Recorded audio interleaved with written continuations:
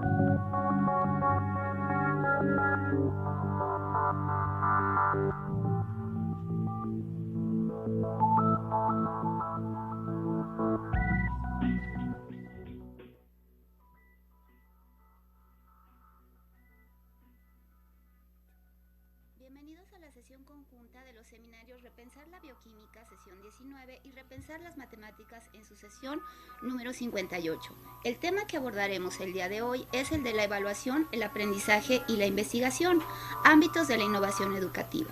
Agradecemos la presencia y participación del licenciado Felipe Martínez Rizo como especialista en este tema y del ingeniero Víctor Hugo Luna como docente dialogante. Mi nombre es María Adriana Dander Flores y también participaré en este diálogo.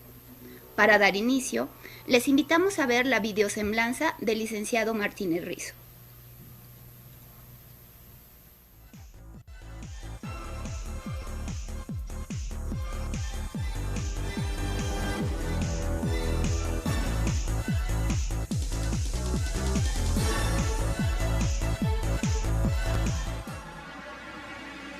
Evaluar si vamos o no por buen camino es la única forma de mejorar nuestro comportamiento.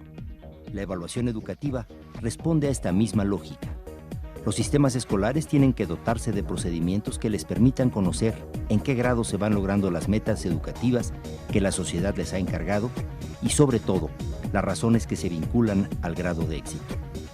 Sin embargo, realizar evaluaciones adecuadas es una tarea compleja, que debe cuidarse mucho para evitar resultados contraproducentes. Cuando se habla de calidad educativa y de su evaluación, no necesariamente se entiende la problemática, ya sea en lo que toca a las causas de una mala educación o a la forma de cómo valorar y corregir esta situación. Son frecuentes los diagnósticos que no toman en cuenta que los factores de las escuelas y su contexto influyen en la calidad.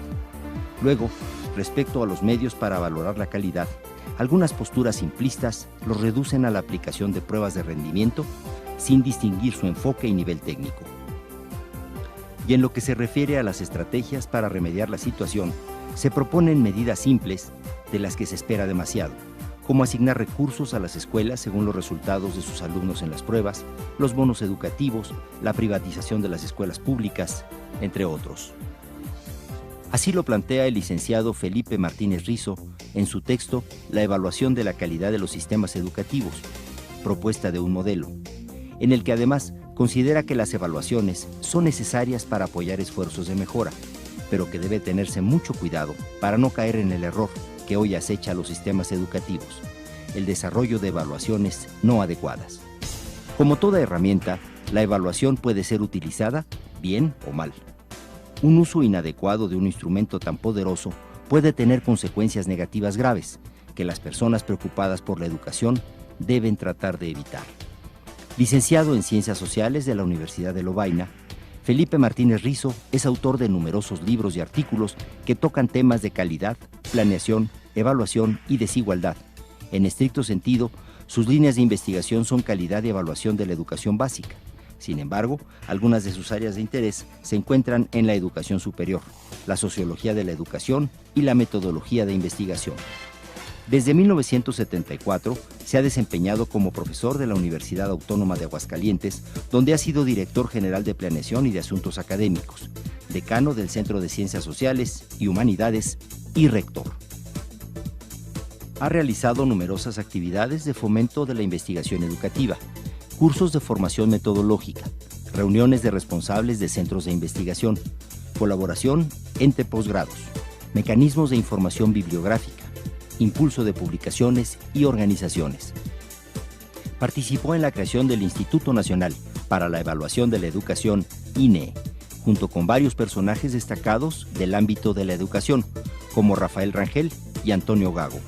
Es investigador SNI Nivel 2, miembro de la Academia Mexicana de Ciencias, del Consejo Mexicano de Investigación Educativa, COMIE, de la Association for the Study of Higher Education y del National Council for Educational Measurement. Recibió el Premio Aguascalientes al Desarrollo de las Humanidades en 1991 y en 1993 el Premio UAA por su trayectoria como investigador. En 1995 le fue otorgado el Premio Anuyes por contribuciones al desarrollo de la educación superior y en marzo del 2009 recibió el reconocimiento COMIE al mérito, un evento muy significativo para el licenciado Felipe Martínez, porque ahí estuvo presente su entrañable amigo Pablo Latapí. Recientemente recibió el doctorado honoris causa en la Universidad de Valencia.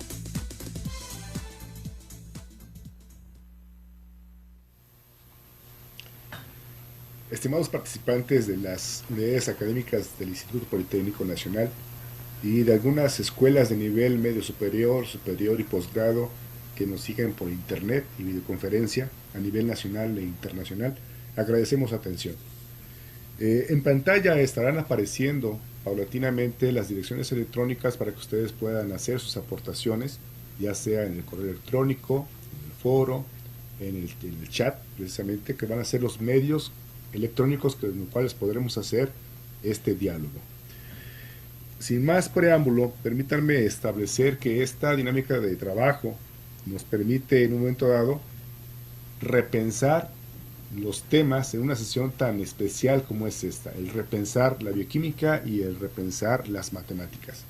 Dos seminarios que de manera conjunta establecen esta sesión con un invitado muy especial, el licenciado Felipe Martínez Rizo, a quien le damos la más cordial bienvenida. ¿Qué tal, Víctor Hugo? Muchas gracias, Adriana, y personas que nos están acompañando por los distintos medios. Pues muchas gracias por la invitación para compartir algunas ideas con ustedes y a sus órdenes.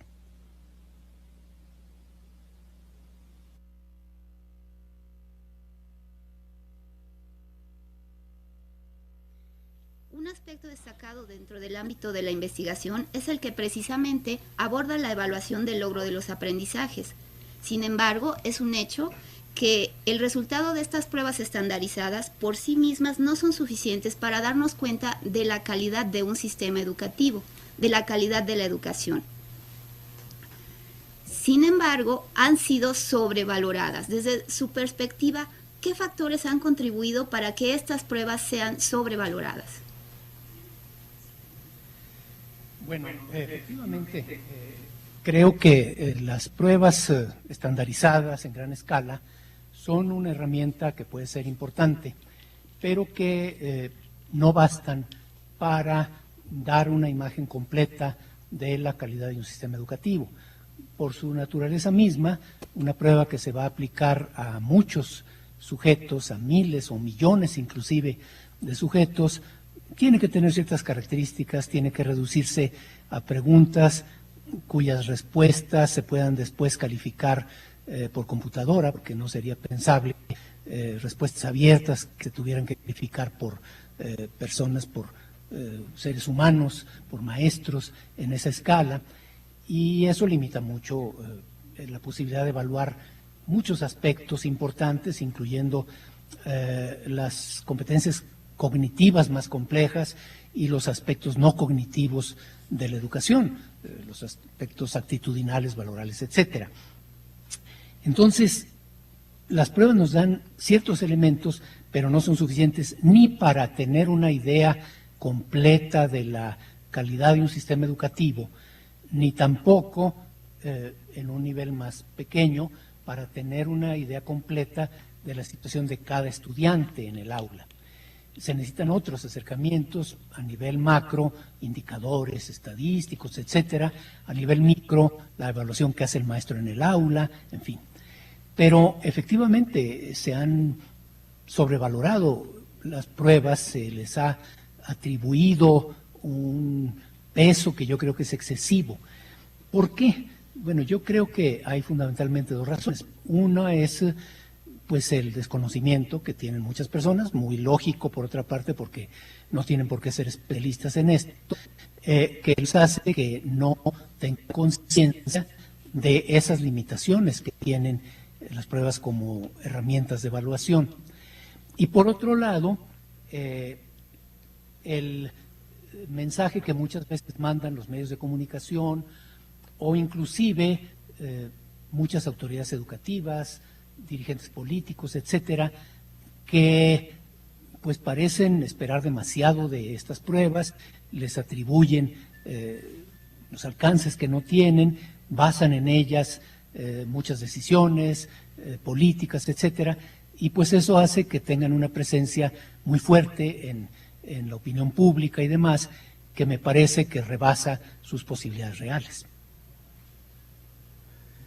Al respecto, licenciado Felipe, en el tema de nivel macro y micro, el Fondo de Naciones Unidas para la Infancia, la UNICEF, señala que existen al menos 5 elementos que afectan la calidad de la educación. Y entre ellos te mencionas en el documento de referencias que nos facilitaste que el alumno, se toma en cuenta lo que el alumno trae consigo, el entorno, los contenidos, los procesos y los resultados. De estos elementos que constituyen una base para supervisar en un momento dado la calidad de la educación, ¿qué estrategias nos permitirían significar y precisar la investigación educativa, licenciado Felipe? Sí, bueno, en efecto, yo creo que hay muchos elementos que influyen en la calidad. Creo que se pueden distinguir fundamentalmente los que tienen que ver con el alumno mismo y con su hogar y su medio en el que vive, en el que se desenvuelve cotidianamente, y por otro lado los que tienen que ver con la escuela a la que asiste, incluyendo allí tanto las condiciones materiales, los recursos a los que tiene acceso a la escuela, pero sobre todo los maestros que hay allí, la forma, la preparación que tienen, el nivel de competencia que tienen los maestros, que los lleva a desarrollar su trabajo de una manera o de otra. Sin embargo, es una constatación que tanto los elementos que tienen que ver con el muchacho y con su hogar y su medio, como los que tienen que ver con la escuela, se relacionan, se asocian, en el sentido de que los muchachos que tienen en el hogar condiciones más favorables, también suelen tener condiciones más favorables en la escuela. Y los que tienen condiciones más desfavorables en el hogar, también suelen asistir a escuelas que tienen recursos más precarios y condiciones más difíciles. Y entonces, en lugar de que la escuela contribuya a compensar de alguna manera las carencias que haya en el hogar o las limitaciones que tenga el muchacho, más bien contribuyen a que se acentúen y en ese sentido contribuyen a agrandar las brechas, las diferencias que hay entre los muchachos de origen más desfavorecido y los de origen más favorable. Entonces, pues creo que la investigación educativa precisamente nos puede ayudar a entender mejor esto, a entender mejor cuáles elementos del entorno familiar, social del muchacho inciden en los resultados educativos, cuáles elementos de la escuela hacen otro tanto y cuál es la relación entre unos y otros. Porque muchas veces vemos que parece haber un poco como un diálogo de sordos entre los maestros y autoridades o padres de familia que ven lo que le toca a la otra parte, pero no lo que le toca a cada quien. Es típico que las autoridades o los padres reclamen a la escuela por los resultados y que los maestros digan que pues, no es culpa de ellos, sino que es por las condiciones del hogar. Y en realidad son las dos cosas. en qué medida pesen cada una y en un contexto particular qué tanto influyen en una u otra, eso es algo que se puede analizar y que la investigación educativa puede ayudar a ver con mayor claridad para tratar de evitar ese diálogo de sordos y más bien ver cómo se puede contribuir a que tanto lo que tiene que ver con el hogar como lo que tiene que ver con la escuela mejore y de manera conjunta se contribuya a mejores resultados. En esta necesidad de tener esta mirada desde muchos ángulos sobre lo que ocurre con el sistema educativo, hay un consenso acerca de que se requiere la aplicación de buenas evaluaciones, es decir, ese tipo de evaluaciones que puedan informar a los distintos sectores de la sociedad sobre cuál es la condición del sistema educativo o de la educación. En este orden de ideas, licenciado Felipe, ¿usted considera que en México hay buenas evaluaciones? Bueno, por una parte conectaría esto con la primera pregunta sobre las razones por las que se valoran las posibilidades de las pruebas. Yo creo que el consenso que parece haber sobre la importancia de la evaluación no es tan claro, porque precisamente puede haber un consenso equivocado en cuanto a la importancia que pueden tener unas evaluaciones que no sean las mejores. Como que en términos abstractos decir la evaluación es necesaria, pues sí, pero ¿qué evaluación? Entonces, bueno, efectivamente en México hay muchas evaluaciones y si nos limitamos a evaluaciones en gran escala del aprendizaje de los alumnos, aún en ese solo sentido hay bastantes evaluaciones. Por una parte, las más conocidas de todas, por el número de estudiantes a los que les llegan y demás, pues son las pruebas enlace, que se aplican a todos los alumnos de tercero de primaria hasta el final de la secundaria y a los de final de bachillerato. Pero además de estas pruebas hay otras, hay varias más. Las pruebas de las Olimpiadas del Conocimiento, las pruebas Scale del INE, varias pruebas del Ceneval para desde que terminan los muchachos la secundaria para el ingreso a bachillerato, los que terminan bachillerato, las pruebas enlace de bachillerato, etcétera. Y pues, luego hay las pruebas internacionales que se aplican en México, en especial las pruebas PISA de la OCDE, las pruebas latinoamericanas que son menos conocidas, aunque muy importantes, y algunas más, las pruebas sobre educación cívica, por ejemplo.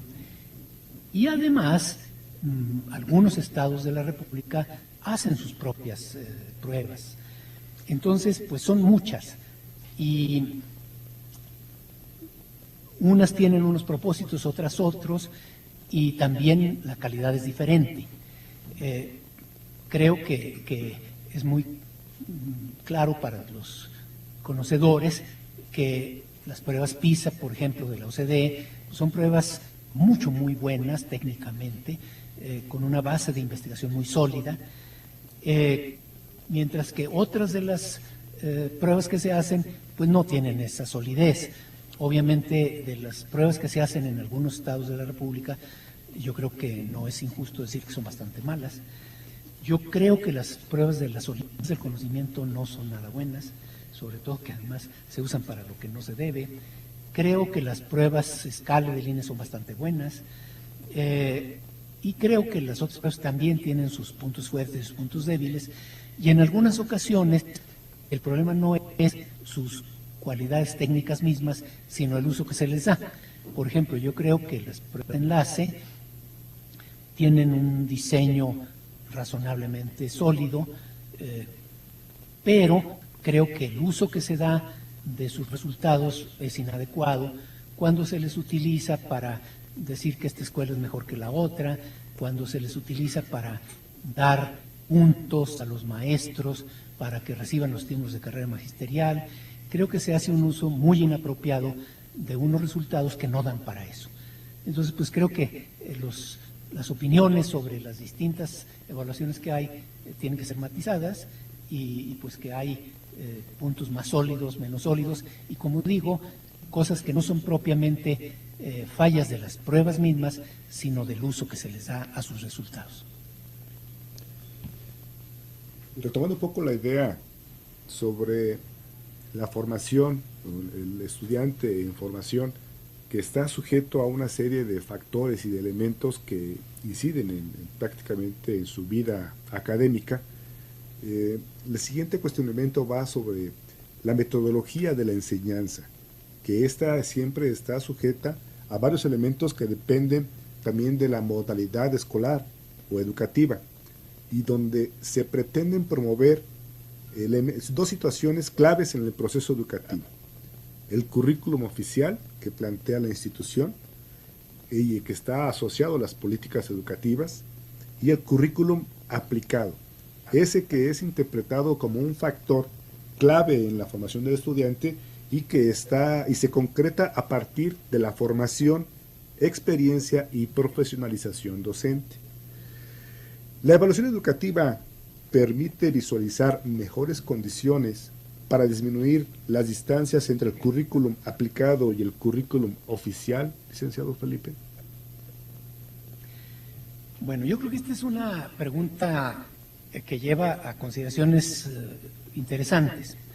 Efectivamente, yo creo que hay que distinguir claramente el currículo planeado del currículo implementado e inclusive del currículo logrado, de lo que aprende el muchacho, porque pues obviamente puede haber una distancia más o menos grande entre uno y otro. En el caso de preescolar, la primaria, la secundaria, los tres niveles de la educación tipo básico en el país, pues tenemos la situación de que en México hay un solo currículo nacional, definido a nivel federal por la Secretaría de Educación, y a mi juicio, que obviamente pues no es nada más mío, y tampoco soy yo un especialista en currículo, pero me baso en lo que dicen muchas personas que sí lo son. Me parece que el currículo de la educación básica mexicana es bastante malo, tiene problemas serios, y me refiero en particular a el currículo más reciente, el de la Reforma Integral de la Educación Básica, a partir de 2011, que recoge los elementos de las reformas anteriores, de secundaria de 2006, de primaria de 2009, etcétera. Yo creo que este currículo tiene problemas muy graves porque es demasiado complejo y demasiado cargado de contenidos. Este no es un problema exclusivo del currículo mexicano, es un problema que existe en muchos países y que se explica pues por razones históricas, por el desarrollo del conocimiento. Los currículos siempre son hechos por personas que saben mucho de ciertas áreas, los que hacen la parte relativa a la lengua principal, pues son especialistas en ella, los especialistas en matemáticas atienden los suyos, los de ciencias, etcétera, y cada uno sabe mucho de su campo y lo considera muy importante y tiende a recargar muchísimo el área correspondiente. De tal manera que para el maestro que tiene que implementar eso en el aula, pues es una tarea imposible. El currículo actual, el de la Reforma Integral de Educación Básica, además, tiene una serie de complicaciones porque maneja, por un lado, ciertos elementos en el nivel más abstracto de las competencias para la vida que se definen para el final de la educación básica, los rasgos del perfil de egreso del preescolar, de la primaria, de la secundaria, los estándares que se fijan para los periodos que son el final del preescolar, el tercero de primaria, el sexto de primaria, el tercero de secundaria, luego los grados y luego los bimestres, inclusive los bloques que hay dentro de cada bimestre. Entonces esto hace una cosa sumamente compleja que es prácticamente imposible de atender y que lleva a que los maestros tiendan a una enseñanza superficial, memorística, que pasa de manera muy apresurada por encima de un gran número de contenidos sin poderse detener con el tiempo suficiente para propiciar el desarrollo de los aprendizajes más complejos.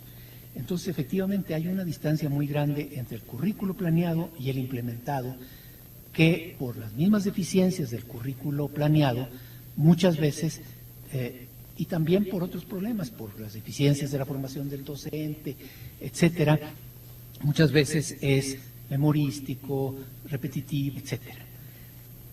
Reitero que esto no es un problema solo de México, lo es de muchos lugares. También la dificultad de esto no es exclusiva de México.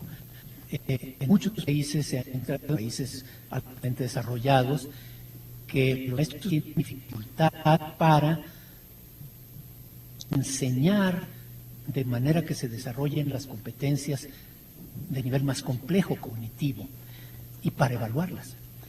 Y entonces, bueno, pues obviamente la distancia es muy grande.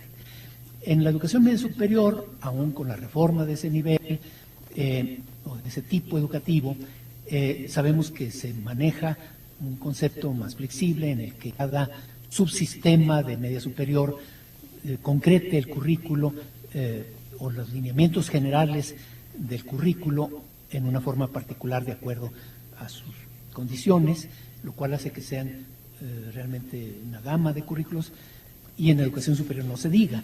Entonces allí no se puede hacer un juicio tan general como el que he hecho sobre la educación básica, pero me parece que también allí hay mucho de lo que digo, o sea, un currículo sobrecargado de contenidos que no deja mucho espacio para profundizar, etcétera. Y bueno, creo que la investigación activa puede permitir caer en la cuenta de esto que estoy señalando y pues tratar de evitarlo. A mí me parece que sería importante que se repensara el currículo. Además, volviendo a la situación del currículo único de la educación básica, creo que en un país de las dimensiones y de la heterogeneidad del sistema educativo mexicano, sería mucho más sensato pensar en un currículo mucho más compacto que definiera grandes competencias importantes a alcanzar y dejara mucho más espacio a la concreción de contenidos y de medios, a las entidades federativas, a las regiones, a las zonas escolares e inclusive a las escuelas. Entonces, pues creo que sí, que la investigación educativa podría ayudar a que se cayera en la cuenta de la distancia que hay entre el currículo planeado y el implementado y a reducirla para que la enseñanza pudiera ser mejor. Bueno, y esta manera, esta búsqueda para acortar la brecha entre un currículum y el otro, el planeado y el que sucede, nos lleva también a retomar el aspecto del contexto social. Todo sistema educativo está inmerso en un contexto social que lo condiciona. ¿Podría ser desde su perspectiva que la investigación educativa pudiera contribuir a que ese contexto social se vincule con la educación? Sí, yo creo que sí, con al matiz en el sentido de que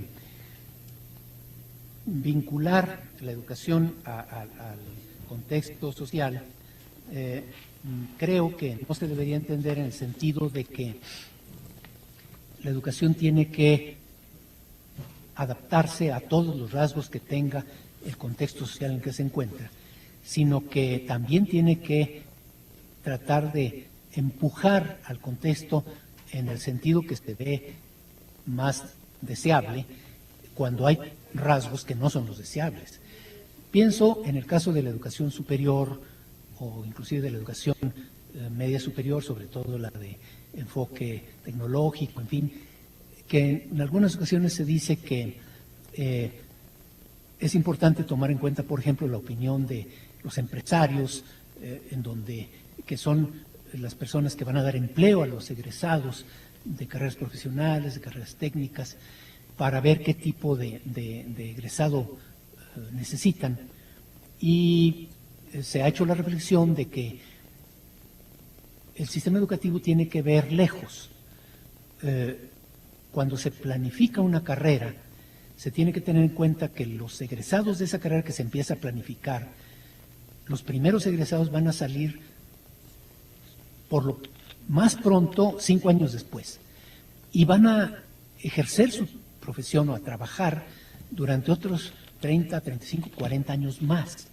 y van a tener que ser capaces de enfrentarse a necesidades que en este momento no son nada claras, tampoco para los empleadores, que si se pregunta al empleador qué necesita en este momento, tal vez me lo digan, pero si le pregunto qué va a necesitar dentro de 5 años, ya no lo va a tener tan claro, y obviamente si le pregunto qué va a necesitar dentro de 30 o 40, ni idea, y que pueden ser más ciertos estudios, investigaciones, los que nos digan hacia dónde tiende un área para ver por dónde habría que formar. Y lo mismo en educación básica. Pienso en algunas consideraciones, por ejemplo, del muy conocido filósofo español Fernando Ter, que a propósito de la discusión sobre si debía suprimirse o no la materia de ética en el bachillerato español, decía que algunas personas, conocidos suyos, le decían, ¿para qué dar clase de ética si el mundo real no funciona de acuerdo a los principios de la ética? Y la respuesta de Sabater era, pues por eso precisamente. Si el mundo funcionara de una manera acorde a los principios éticos más elevados, no habría por qué dar un curso de ética, bastaría decirle a los muchachos, tú actúa tal como ves que sucede en el mundo real. Pero en cambio, si no sucede así, ¿en dónde se le va a decir al muchacho que reflexione a ver si lo que ocurre en la vida real es lo adecuado o si no tendría él que estar en lo mejor y que tendría que empujar en otra dirección, aunque no sea fácil? Entonces yo creo que efectivamente el contexto se tiene que tomar en cuenta, pero no en el sentido necesariamente de apegarse a él y de hacer exactamente lo que plantea el contexto, sino también que hay que corregir en él, que hay que tratar de no hacer o de empujar en una dirección distinta. Precisamente ahorita, como estabas ahorita hablando, licenciado Felipe, acerca de las correcciones que hay que hacer en un momento dado en un proceso educativo, planteado a través de las necesidades de un sistema a nivel superior como es el nuestro, tomando en consideración el propósito de la evaluación para la toma de decisiones. En este punto hago un poquito de énfasis. Mencionas 4 ejemplos, de los cuales el más complejo es la evaluación del currículo precisamente. Das ideas acerca de las necesidades de mejora que se puede proponer a partir de las propuestas de innovación educativa. La pregunta que hago es la siguiente: ¿cómo buscar una estrategia de transformación que impacte en el proceso de enseñanza-aprendizaje e involucre a todos los demás actores de un proceso de enseñanza-aprendizaje? Personal administrativo, funcionarios, docentes y toda la comunidad en general. Sí, esta es una pregunta complicada, efectivamente. Bueno, sí, hay distintos niveles en donde se puede pensar que pueden tener lugar procesos de evaluación y que estos pueden aportar de distinta manera elementos para diseñar estrategias de mejora y demás, desde nuevamente el nivel micro del aula hasta el nivel macro del sistema, incluyendo la evaluación de una escuela o de un programa, de una licenciatura, de una carrera, la evaluación de maestros, la evaluación del currículo, efectivamente, etc. Sería presuntuoso, obviamente, de mi parte, poder pretender proponer una estrategia así como única o perfecta o ideal para mejorar las cosas, ¿verdad? Yo creo que la investigación tiene que ser consciente de que nunca va a poder llegar a tener todos los elementos necesarios para definir un curso de acción. En otras ocasiones he señalado cómo ya desde hace muchos años, en la época clásica, los griegos utilizaban palabras diferentes para designar diferentes tipos de conocimiento y hablaban, bueno, pues de conocimientos como la episteme, la tecne, la doxa, la sofía, qué sé yo, y tenían un término especial para designar el conocimiento necesario para la acción, para la praxis, y no era ninguno de los anteriores. Era un conocimiento que en griego tiene un nombre raro, phronesis, pero que, como lo tradujeron los latinos, los romanos, ya nos suena mucho más conocido, prudencia. El conocimiento para la acción no es la ciencia, es la prudencia. La ciencia nunca podrá tener un conocimiento exhaustivo de la realidad que por sí solo sea suficiente para definir un curso de acción. Siempre la investigación, por rigurosa que sea, por cuidadosa que sea, cubre solo algunos aspectos y deja muchos otros sin atender, deja muchos cabos sueltos, que tienen que ser considerados sin contar con esos elementos más rigurosos que podría aportar la investigación, con los elementos que le da al responsable, a la autoridad, al directivo, su experiencia, con la experiencia de las personas que conocen más el sistema, etcétera, etcétera. Y entonces creo que un curso de acción, una estrategia, siempre debe de involucrar a muchos actores, no en el sentido que a veces se da, que a mí no me parece adecuado, de democracia, en un sentido que creo que no es el correcto de uso de esta palabra, como si todas las opiniones tuvieran el mismo peso y entonces decidir en una forma asambleísta, a mano alzada, qué es lo que se tiene que hacer, en donde la opinión de cualquier estudiante novato, sin mucho conocimiento de las cosas, vale igual que la del maestro más experimentado, el director más experimentado o el investigador más concienzudo. Yo creo que no, creo que se deben de tomar en cuenta las distintas opiniones, valorando su solidez, el peso que tiene, el sustento que tienen, para llegar a una visión lo más completa posible y entonces pues lanzar cursos de acción que nunca serán perfectos, pero que serán mejores que si se procede de otra manera.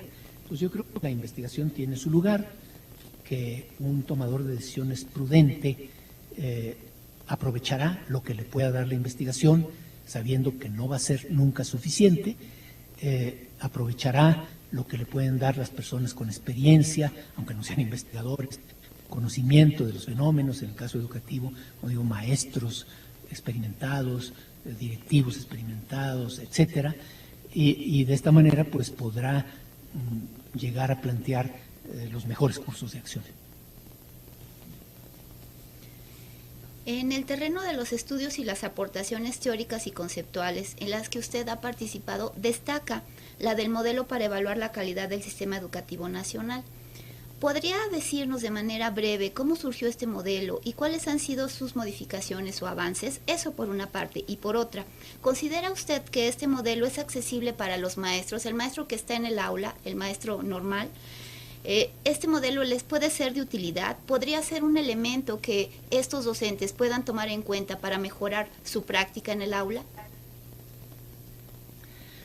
Bueno, en este punto muy particular, creo que no hay un modelo adoptado, oficial o consensado de un sistema de evaluación del sistema educativo nacional. Efectivamente, yo participé por allá por año 2005-2006, junto con la SEP y como director del INE en aquel momento, en un esfuerzo que se emprendió entonces para diseñar y poner en marcha un sistema nacional de evaluación educativa. Pero este esfuerzo no culminó y no ha sido hasta ahora retomado, o por lo menos no ha dado resultados. O sea, no existe un sistema nacional de evaluación. En aquel momento yo sugerí algunos componentes que podría tener un modelo así, pensando en, como dice el nombre, Sistema Nacional de Evaluación del Sistema Educativo Nacional, no un sistema de evaluación individual de alumnos o de maestros o de escuelas, sino un sistema de evaluación del sistema. y en ese sentido pues incluía distintos componentes que yo creo que son muy razonables, no solamente pruebas de conocimientos aplicadas a estudiantes, sino también indicadores estadísticos de algunos elementos, evaluaciones de programas, de planteles, etcétera, un conjunto de cosas que yo creo que deberían de formar parte de un conjunto así de concepción integral. Pero un instrumento así sería particularmente importante para la toma de decisiones de políticas educativas, o sea, para autoridades educativas, para tomadores de decisiones, tanto en el nivel nacional como en el nivel estatal o en los niveles de subsistemas de los distintos tipos y niveles educativos, etcétera. No para el uso de los maestros en el aula. Para esto se necesitan otras cosas. Y entonces tiene que distinguirse nuevamente lo que es la evaluación en gran escala y la evaluación micro. Los resultados de evaluaciones del aprendizaje en gran escala, como las pruebas enlace o este otro tipo de esas otras pruebas a las que ya nos referimos antes, pueden ser aprovechadas por los maestros un poco, porque sí dan algunos elementos. Concretamente, por ejemplo, las pruebas enlace, por el hecho de que se aplican a todos los jóvenes o los niños de cierto grado de sistema educativo, pues permiten tener ciertos puntos de comparación que no son irrelevantes. Pero, como ya dije, se limitan a solo algunos aspectos de algunas áreas del currículo, dejan fuera otros muchos muy importantes y, por lo tanto, nunca podrán ser suficientes para que el maestro se base en ellas. Ninguna prueba puede sustituir a un maestro, al trabajo de un maestro en el aula. Las pruebas no se deben de ver como sustitutos del maestro, y así tendieron a verse todo tiempo. Cuando surgieron las pruebas estandarizadas en los Estados Unidos a principios del siglo XX, los pioneros de las pruebas, que eran especialistas en psicometría, tenían esa idea. Como los maestros no saben evaluar bien, hagamos unas pruebas y prescindamos del maestro, o sea, ya no necesitamos que el maestro lo haga bien porque va a haber unas pruebas que lo van a hacer bien en lugar de él. Esto es imposible. Ninguna prueba, por bien hecha que esté, puede sustituir el trabajo de un buen maestro. Si los maestros no tienen la formación necesaria o lo que sea, hay que dársela, pero no hay que pretender sustituirlos porque es imposible. Entonces, las pruebas en gran escala le pueden dar ciertos referentes no irrelevantes al maestro, pero para las decisiones que tiene que tomar cotidianamente sobre sus niños y sobre su propio trabajo, nada puede sustituir sus propias evaluaciones que debe de hacer cotidianamente en el aula, con otro tipo de herramientas que no son pruebas con preguntas de opción múltiple, sino con las tareas que les deja a los niños, los trabajos que hacen en el aula, la observación de su desempeño, etcétera, etcétera. Entonces creo que ese sistema nacional de evaluación que se trató de desarrollar en 2005-2006 y que no ha cuajado, sí es muy importante que se haga, que se desarrolle, pero su enfoque es hacia tomadores de decisiones para fundamentar mejor las políticas educativas y no tanto para retroalimentar el trabajo del maestro, para lo cual, como dije ya, es insustituible su propio trabajo de evaluación en el aula. Bien, el tiempo de nuestra primera parte ha concluido. Estamos a punto de iniciar la interacción con los participantes conectados por videoconferencia y a través de otros medios de comunicación. En este mismo tema tenemos un mensaje de parte del director de la Escuela Superior de Ingeniería Química e Industrias Extractivas, ESIQUE, antes de empezar con la segunda parte del diálogo propiamente dicho. Vamos a invitar a las diferentes sedes para que vayan preparando su pregunta, ya saben su formato, cómo lo deben de hacer. Mientras tanto, vamos a escuchar el video de 2 minutos que nos manda el ingeniero Miguel Ángel Álvarez Gómez, director de ESIQUE, por favor. Estimada comunidad virtual, bienvenidos al octavo seminario Repensar las Matemáticas en su versión número 58, donde la Escuela Superior de Ingeniería Química e Industrias Extractivas es la sede. Quiero comentarles que el ESIQUI está cumpliendo 65 años de haberse fundado. En 1948, y por la trascendencia e importancia que iban tomando las industrias de refinación y petroquímica y metalmecánica y en general la industria química en México, se creó la ESIQUI, en donde actualmente se forman ingenieros químicos industriales, químicos petroleros y en metalurgia y materiales. Por ello nos da gusto que en esta ocasión seamos sede del seminario Repensar las Matemáticas, el cual cumple con los estándares de los cursos abiertos en línea para cubrir las necesidades y participación de vastas y variadas comunidades, y de los cursos masivos abiertos en línea. Las plataformas virtuales brindan la oportunidad de participación de los profesores, estudiantes o investigadores interesados en el tema, tanto nacionales como extranjeros. Ejemplo de ello son las sedes que se tienen para este seminario en San Luis Potosí, en la Universidad Autónoma de Chiapas y en más de 8 unidades académicas del Instituto Politécnico Nacional.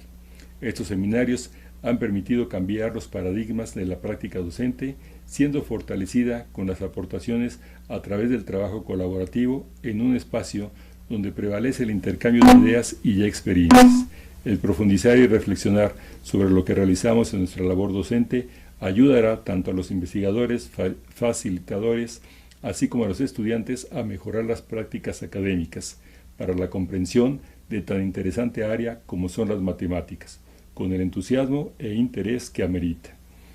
Considerando a las matemáticas como una unidad de aprendizaje transversal debido a su aplicación en todo contexto de la vida, damos la bienvenida a nuestro invitado, Felipe Martínez Rizo, profesor e investigador del Departamento de Educación de la Universidad Autónoma de Aguascalientes, quien tratará el tema Evaluación e Investigación Educativa. En esta ocasión, por la trascendencia temática que hoy nos reúne, se incorpora de manera simultánea la comunidad del seminario Repensar la Bioquímica, que se encuentra en su sesión 19. Esto con el propósito e invitación para que reflexionemos en forma multidisciplinaria. Con ello, la ESIQUI, el Instituto Politécnico Nacional y las escuelas participantes, continuamos con el sendero de las escuelas que aprenden. Saludos y una felicitación por este evento.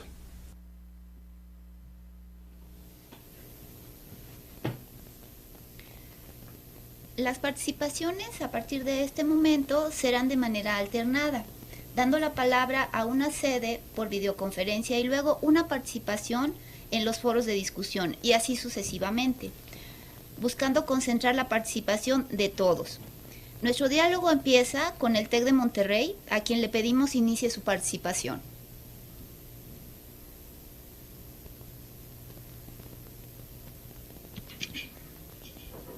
Buenas tardes. Primero que nada, felicitar al doctor Felipe Martínez por su trabajo, por su artículo, por su exposición, por participar en el seminario. Quisiéramos comentar que en este artículo que amablemente nos compartió para leer, así como también en su exposición, nos hace ver la importancia que tiene la evaluación, a pesar de que dentro de nuestra cultura ha tenido más bien un sesgo negativo, en el sentido de que sea vista con temor, con miedo, debido pues a veces al temor de ser despedidos o ser estigmatizados, etcétera, ¿no? Entonces, sin embargo, él nos muestra claramente la importancia que tiene la evaluación en este proceso educativo y que es una gran tendencia a nivel mundial de retomarla y de que es indispensable. Entonces, mi pregunta es, ¿qué nos sugiere el doctor Felipe Martínez acerca de cómo impulsar la evaluación como cultura? Porque se ve una necesidad de fomentar justamente ahora la cultura de la evaluación. Muy bien, muchas gracias por esta pregunta. Efectivamente, yo creo que prevalece una visión que me parece no es adecuada de la evaluación. Me parece a mí que en parte fomentada por lo que decía en una de las primeras preguntas de la parte anterior, por algunos usos inadecuados que se han hecho y por la manera como muchas veces los medios de comunicación han manejado las cosas, que suele ser superficial, destacando cuestiones que no creo yo que sean las adecuadas. No sé, podemos pensar en algunas experiencias muy recientes. No sé, yo veía, por ejemplo, hoy mismo, ayer, antier, algunas noticias, una de primera plana en el portal de algún diario nacional en Internet, diciendo baja la UNAM en el ranking internacional de universidades. Y bueno, pues según eso allí bajó del lugar 5º al 6º en un ranking que hace Quacquarelli Simons de universidades latinoamericanas. Bueno, ¿y eso qué? O sea, a mí no me dice absolutamente nada sobre la calidad de la UNAM. Eso, yo creo que la UNAM es exactamente igual antes y después de eso, y estar en el 5º, en el 6º lugar no me dice nada.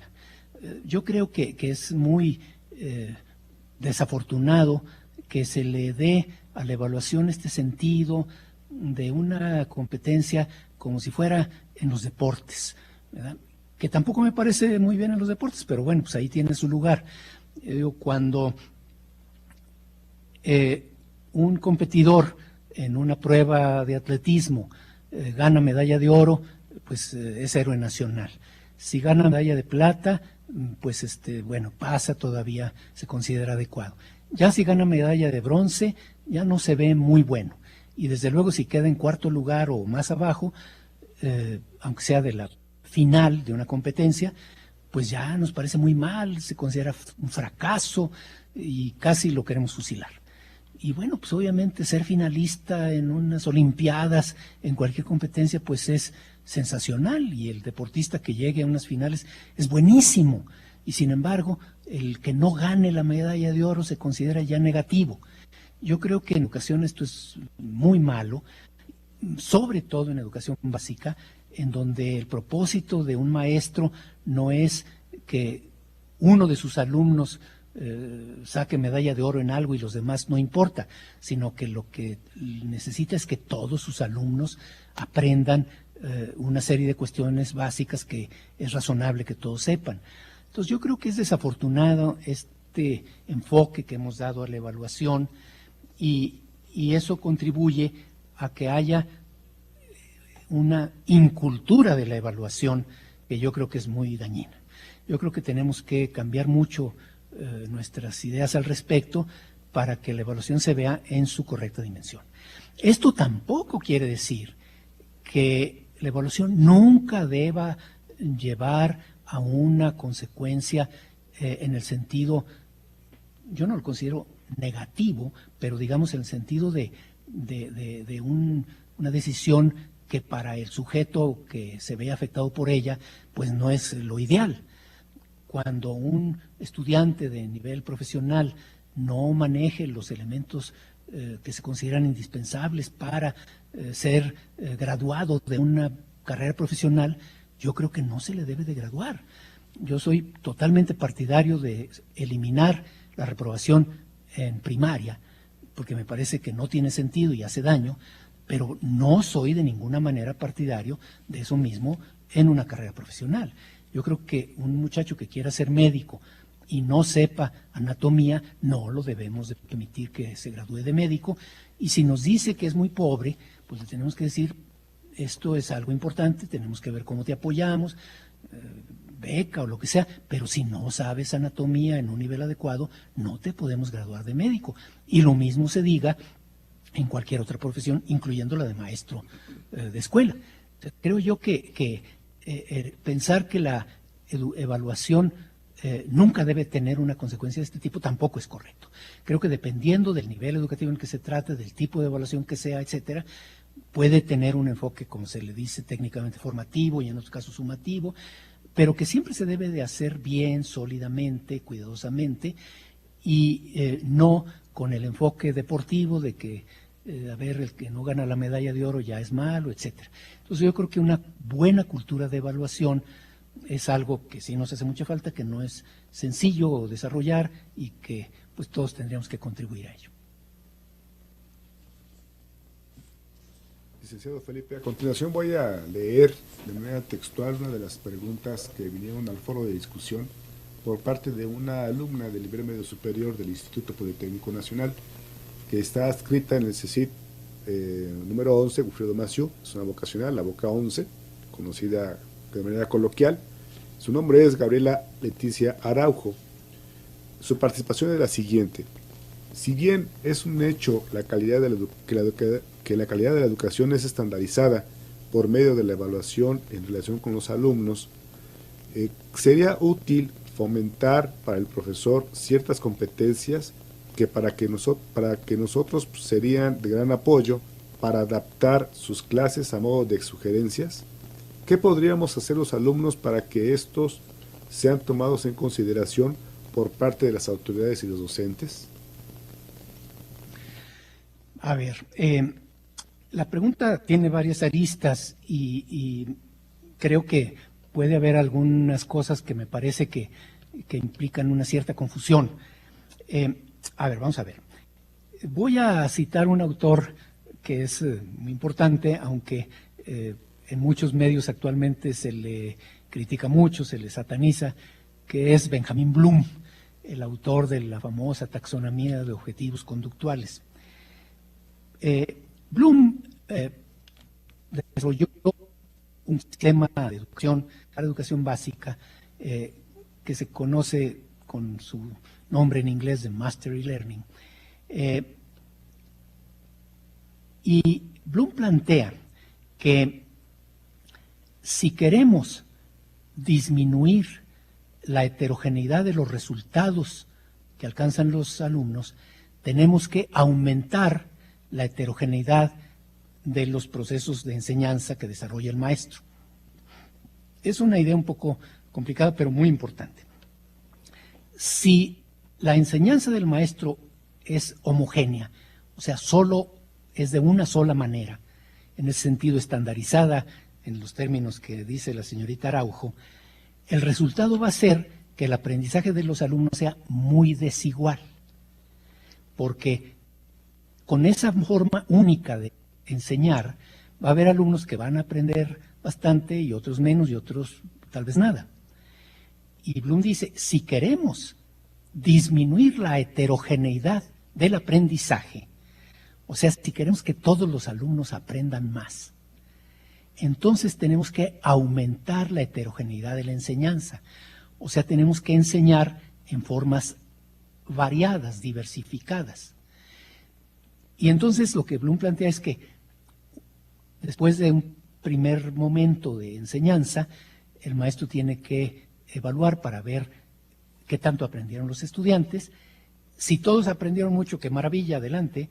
Pero sí, como suele suceder, pues unos aprendieron algo y otros no, y unos menos, otros más, tiene que caer en la cuenta que necesita variar la forma de enseñanza. Dice Bloom, tiene que volver a enseñar, pero eso no quiere decir, y lo cito tal cual, como dice sus palabras, no quiere decir volver a repetir lo mismo en voz más alta y más despacio. No. O sea, obviamente Bloom está pensando en una clase con una tradicional metodología de conferencia, de enseñanza frontal, y que entonces si unos alumnos no captaron a la primera eso, pues va de nuevo, y lo voy a decir de nuevo, más fuerte y más despacio. No, o sea, si no aprendieron los alumnos de esa manera, pues es que necesito buscar otras formas de inducir el aprendizaje, que a lo mejor va a ser poner ejemplos, hacer un ejercicio, un trabajo en grupo, discutir, qué sé yo. Pero entonces yo creo que la evaluación no implica para nada una estandarización de la enseñanza en el sentido de que siempre sea igual para todos. No. Yo creo que la enseñanza tiene que ser diversificada en función de las circunstancias, de las características, de las condiciones de los alumnos de un grupo concreto. Si tengo alumnos que aprenden más rápidamente, más fácilmente, de una cierta manera, etcétera, pues muy bien, pero si veo que esto no me funciona bien, tengo que probar otras formas y demás, para tratar de que todos aprendan mucho. Y entonces, obviamente, lo que me interesa es que todos alcancen ciertos aprendizajes o, si se quiere, desarrollen ciertas competencias, ciertas habilidades, etcétera, como les queramos decir. Y entonces, obviamente, por eso, cuando antes decía yo que me parece que el currículo de la educación básica está sobrecargado de contenidos y demás, y que se necesitaría un currículo más compacto que defina los grandes propósitos de las competencias y deje mucha más libertad para ver qué contenidos y qué formas de trabajo se piensan utilizar. El que ahora el maestro muchas veces se siente obligado a seguir al pie de la letra un libro de texto o unos materiales hechos para todo el país, todos igualitos. ¿Por qué todos los niños de México tienen que estar haciendo al mismo tiempo un títere para desarrollar cierta competencia? ¿Qué no habrá otro tipo de ejercicio, de cosa que pueda resultar más relevante para estos niños en un momento dado para desarrollar la misma competencia? ¿Por qué el títere? ¿O por qué el guión de radio? ¿O qué sé yo? Pues esos son ejemplos, son posibles proyectos que se pueden realizar, pero lo fundamental es cuál es la competencia que quiero que se desarrolle, y si creemos que el maestro es un profesional de la educación, le tenemos que dejar que él sea el que vea qué le funciona mejor con ciertos alumnos. Entonces yo creo que la evaluación no debe de pretender de ninguna manera estandarizar la enseñanza, de tal manera que siempre sea igual, sino contribuir a que se consigan buenos resultados utilizando diferentes formas de enseñar según se necesite. Licenciado Felipe, en este momento le vamos a dar la palabra a la Escuela Nacional de Ciencias Biológicas para que plantee su pregunta.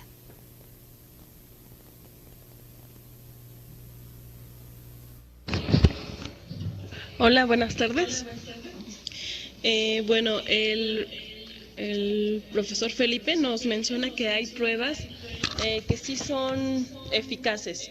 Estas pruebas nos van a arrojar resultados buenos. Estos resultados son comparables o equiparables con con otros países, nosotros siendo un país subdesarrollado, por decirlo. ¿Podemos comparar nosotros los resultados? Muchas gracias por la pregunta. Yo un poquito, antes de tratar de responderla, diría que no solamente para las evaluaciones internacionales es pertinente preguntarse esto. También sabemos que está la discusión en México si es adecuado aplicar una misma prueba a alumnos de un estado que tiene condiciones de mayor pobreza que un estado en condiciones más favorables. Mi opinión personal, sé que no coincide con muchas otras, pero creo que es consistente, es que primero que es muy importante distinguir la medición y la evaluación. La evaluación implica la medición, pero no se limita a la medición, sino que implica además comparar el resultado de la medición con un parámetro, con un estándar, para llegar a un juicio. Y me parece que sí es, desde luego, adecuado, yo lo considero adecuado, necesario, que se mida con un mismo instrumento, con una misma vara, suponiendo que esté bien hecha, a los estudiantes de distintos contextos, nacionales e internacionales. Repito, suponiendo que esté bien hecho la medida, lo cual no es fácil, pero tampoco es imposible hasta cierto punto. Y digo que el hecho de que unos estudiantes tengan condiciones más desfavorables que otros, de una región del país a otra o de un país a otro, obviamente el promedio de la situación de los alumnos mexicanos no es el mismo que la de los canadienses o los finlandeses, etcétera, de acuerdo. Pero yo digo hago esta comparación. También la estatura de las personas depende en parte de sus condiciones socioeconómicas. Depende en parte de la genética. Obviamente una persona hija de padres bajitos tiende a ser bajita y una persona hija de padres altos tiende a ser más alta, pero la desnutrición en la infancia, las enfermedades, el trabajo prematuro, etcétera, hacen que una persona pueda crecer más o menos. Y no por eso vamos a decir que es injusto medir la estatura de las personas pobres o ricas con un mismo metro. Sería absurdo usar un metro chiquito para los niños pobres y un metro grandote para los niños ricos y hacernos tontos diciendo que todos miden igual. Pues no miden igual. Lo que no tiene sentido es recriminar a las personas que sean más bajitas por ello. Puede no tener importancia o puede ser indicio de un problema de salud o pobreza o qué sé yo. Igual en educación. Hacer una prueba de comprensión lectora en la que puedan compararse de una manera correcta estudiantes de distintas regiones del país o de distintos países es posible. No es fácil, pero es posible. Obviamente, cuando se trata de lenguas distintas es más complicado. En el país, en el caso de las personas cuya lengua materna no es el español, sino una lengua indígena, es particularmente complejo. Cuando no hay problema de lengua, no es tan complejo y se puede perfectamente hacer una buena prueba de comprensión lectora que funcione bien en muy distintos lugares. No tendría sentido hacer una prueba más fácil para niños pobres y una prueba más difícil para niños ricos. Y luego decir, pues todos leen igual. No todos leen igual. Hay unos que leen mal y otros que leen más bien. Lo que no es correcto es culpabilizar a los que lean mal. ¿Qué pasa si constato que los niños de cierto lugar, de cierta región o de ciertas escuelas tienen un nivel de lectura inferior a de otros niños? Pues tengo que preguntarme por qué sucede eso. Si es por circunstancias del hogar o del medio social en que viven, si es por cuestiones de la escuela, porque de las dos puede ser, me remito a lo que dijimos muy al principio, hay que ver a qué se debe y corregir lo que proceda, pero no engañarnos a nosotros mismos diciendo es que como tienen un contexto diferente, no los puedo comparar. No, sí los puedo comparar. Y yo creo que debo compararlos para no engañarme pensando que todos están igual y para darme cuenta donde hay problemas y tratar de corregirlos. Porque efectivamente, como dijimos al principio, es muy claro que el problema de la desigualdad en México es muy grande y que en educación se refleja fuertemente con esta situación que ya mencioné de que en la mayoría de los casos los niños que tienen hogares más pobres, que vienen de familias más pobres, también son atendidos en escuelas que tienen más carencias. En este mismo sentido, licenciado Felipe, de la diversidad que existe en el país, vamos a dar paso a una de las entradas que realizaron en el foro, precisamente un profesor de San Luis Potosí, del Colegio de Bachilleres número 17. ¿Qué tan importante es en el proceso de evaluación la retroalimentación hacia el docente? Es decir, si se consideran para fortalecer su labor por medio de talleres teórico-prácticos, diseño de estrategias efectivas, etcétera. Muchas gracias por la pregunta. Bueno, yo creo que es muy importante y voy a desarrollar esta idea un poquito en el sentido siguiente. Probablemente muchos de quienes están participando en esta sesión están familiarizados con el concepto de evaluación formativa, que se contrapone a evaluación sumativa y se entiende como la evaluación que se desarrolla a lo largo de un proceso con el propósito principal no de determinar finalmente quién aprendió o no ciertas cosas, sino de retroalimentar para que se vaya avanzando mejor. Pero aquí es muy importante ver que esa retroalimentación no es solamente para el alumno, es tanto para el alumno como para el maestro. De hecho, una vez más, para Bloom, que fue el que empezó con esta idea,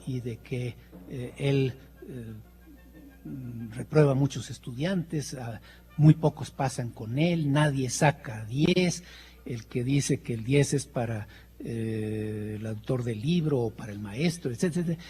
Pues yo pienso que eso no tiene sentido. O sea, yo creo que una institución educativa debe de establecer con precisión qué es lo que debe de saber un estudiante, de saber hacer, si se trata de cursos prácticos, etcétera, al final de un periodo, de un semestre o de un curso, lo que sea, establecer, definir con claridad qué debe de saber hacer, etcétera, precisar cuáles son los criterios con los que se va a juzgar si lo consiguió o no lo consiguió, y a las personas que lo consigan no tiene por qué escamárseles la calificación más alta. ¿Por qué no darle 10 a un muchacho que consiguió aprender y demuestra que maneja lo que se espera que aprenda? Nada más porque un maestro dice es que yo no le doy 10 a nadie, pues ¿por qué? Y lo mismo en el otro sentido, el maestro que es yo no repruebo a nadie porque pues a mí se me hace gacho y yo soy buena gente. Bueno, sí, como dije antes, yo me opongo completamente a la reprobación en primaria, pero no en educación profesional. Si yo creo que para yo graduar a una persona como médico o como técnico en tal cosa u otra, tiene que saber X cosas y una persona no lo sabe, pues no lo debo de graduar de eso o certificar de eso o aprobar de eso. Y no es porque es que pues, a mí me tiembla la mano y se me hace gacho, pobre cuate, pues le voy a dar la nota mínima aprobatoria. Yo creo que el punto comienza con que se tiene que definir con mucha precisión qué es lo que se debe de lograr al final de un curso, y eso no lo debe de definir cada maestro según su criterio, sino que es una responsabilidad de la institución, que obviamente está compuesta por maestros, por personas, pero no individuales y cada quien según su capricho. Y por otro lado, con respecto al otro punto, yo estoy convencido, y también así lo señalan quienes escriben sobre estas cuestiones, que no se deben de revolver las cuestiones de conducta, de actitud, etcétera, con las cuestiones de conocimientos, habilidades, competencias, etcétera. Volviendo al caso de la educación primaria, si un niño de cuarto de primaria lee muy bien y es muy latoso, me da muchos problemas, casi no lo aguanto. Bueno, eso, por supuesto, a ver cómo lo enfrento, pero no por eso le voy a poner una calificación inferior al niño en lengua porque me da lata. Y al revés, un niño no lee, pero es muy tranquilo, no molesta para nada, entonces le voy a dar puntos en lengua, pues tampoco. O sea, por supuesto que la conducta de los niños o de los jóvenes es un elemento importante y una institución educativa también tiene que cuidar que haya un comportamiento adecuado y demás, pero no creo yo que sea adecuado hacerlo mediante las calificaciones en las materias de que se trate. Entonces, bueno, pues, ¿qué funciona mejor? O sea, yo creo que en educación superior hay un momento en que la evaluación tiene que ser sumativa, pero hay muchos momentos en que tiene una función más formativa, porque a lo largo del proceso voy dándoles elementos a los jóvenes para que mejoren. Yo no me parece adecuado que cuando un muchacho, en las instituciones que tienen, por ejemplo, por decir algo, 3 exámenes parciales, el primer parcial cuando van 5 semanas del semestre y el segundo parcial cuando van 10 o qué sé yo, y un muchacho que en el primer parcial tuvo una calificación muy baja, y ya con eso, pues ya resulta que eso ya no le va a permitir, porque voy a promediarla después, no le va a permitir sacar una calificación alta, o al revés, el que tiene una calificación alta en el primer parcial y en el segundo, y que ya, aunque al final no sepa, pues ya con el promedio ya pasó. Pues yo creo que no, yo creo que al final del curso tengo que saber qué verificar si sabe o no sabe lo que se espera que sepa, y bueno, si en el primer parcial no sabía y después lo aprendió, pues no creo yo que deba yo de penalizar al muchacho por el hecho de que hace 2 meses no sabía y ahora ya sabe. Pues bueno, el que no supiera hace 2 meses pudo haber sido por negligencia o pudo haber sido por una razón muy justificada, pero el caso es que si ahorita ya sabe bien y lo constato bien, con una evaluación bien hecha, pues no tengo por qué penalizarlo porque hace X meses no lo supiera. Bien, siguiendo este panorama nacional, vamos a dar una intervención en esta parte a Querétaro, en el caso del Centro de Investigación en Ciencia Aplicada y Tecnología Avanzada, de parte de uno de los investigadores, Juan José Rodríguez Peña. Él nos comparte lo siguiente: existen diversos instrumentos y metodologías para diseñar y elaborar los reactivos para las evaluaciones.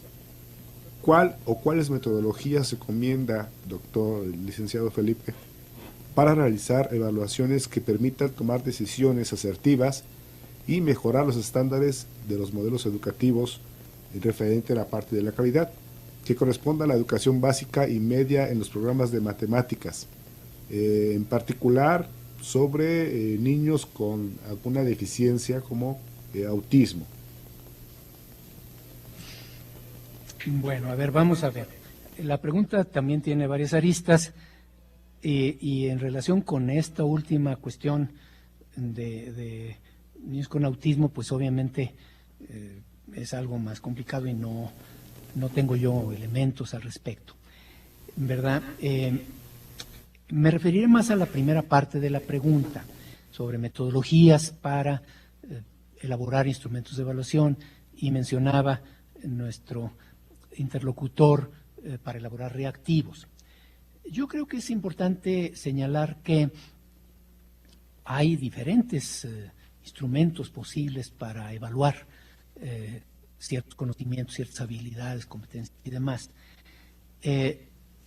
Unos de los cuales son preguntas de las que se suelen llamar de respuesta estructurada, que ofrecen ya a la persona que presenta el examen, la prueba o se somete a la evaluación ya posibles respuestas en la forma de varias opciones, preguntas de opción múltiple, o en la forma de asociar columnas o de verdadero o falso, etcétera, etcétera. Hay otras que son de respuesta abierta, corta, hay de respuesta extendida, hay de distintos tipos. Y unas herramientas pueden ser adecuadas para unas cosas y otras para otras. Las preguntas de respuesta estructurada, como las de opción múltiple, son adecuadas para ciertas cosas. No hay que descartarlas en educación ni en ningún nivel, en superior ni nada. Se prestan más para evaluar niveles de complejidad cognitiva baja. Obviamente una pregunta de opción múltiple es muy buena para evaluar cuestiones de memoria o de conocimiento simple, de identificación de datos puntuales que vienen en un texto, etcétera, etcétera. Pero también pueden, si se hacen bien, evaluar niveles más complejos, pero no es fácil. Y hay cosas que no pueden, por mucho esfuerzo que se haga.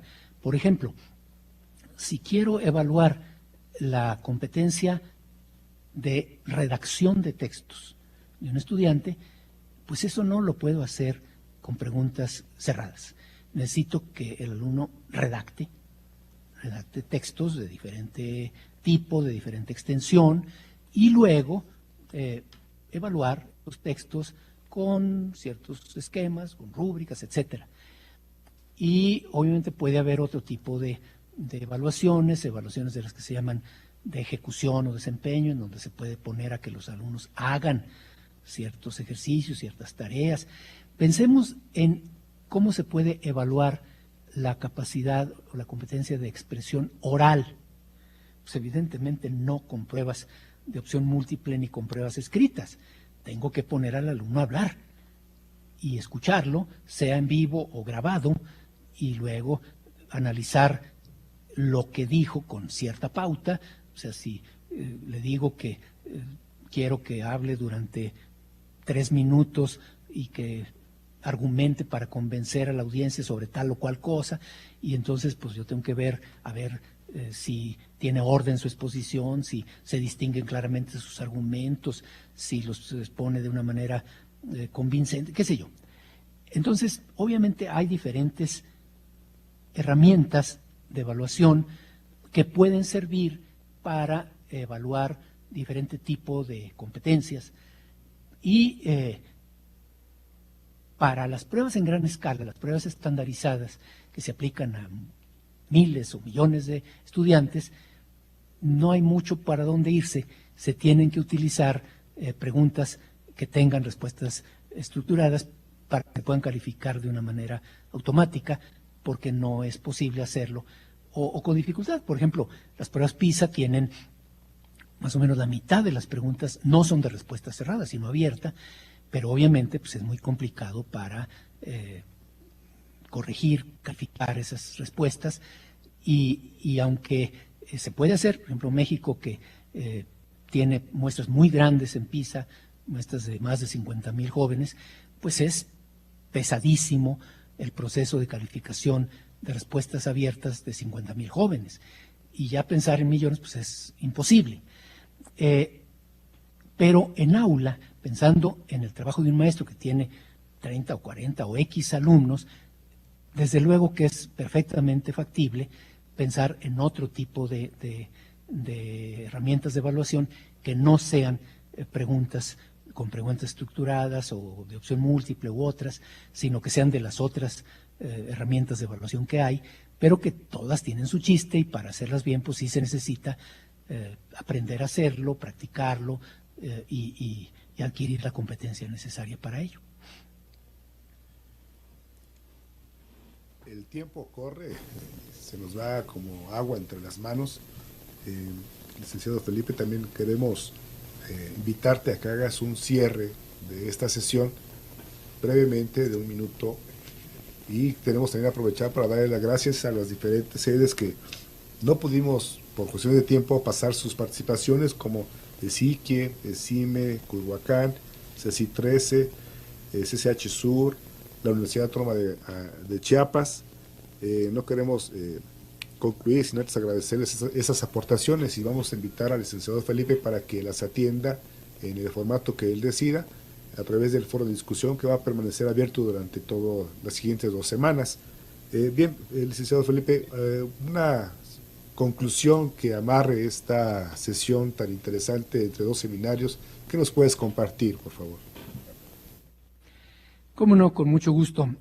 Pues bueno, además de reiterar mi agradecimiento por la invitación que me hicieron, quisiera terminar diciendo que de todas las distintas tipos de evaluación que hay, yo estoy convencido, ya lo mencioné antes, que la más importante de todas es la evaluación que hacen los maestros en el aula, en cualquier nivel, de preescolar a posgrado.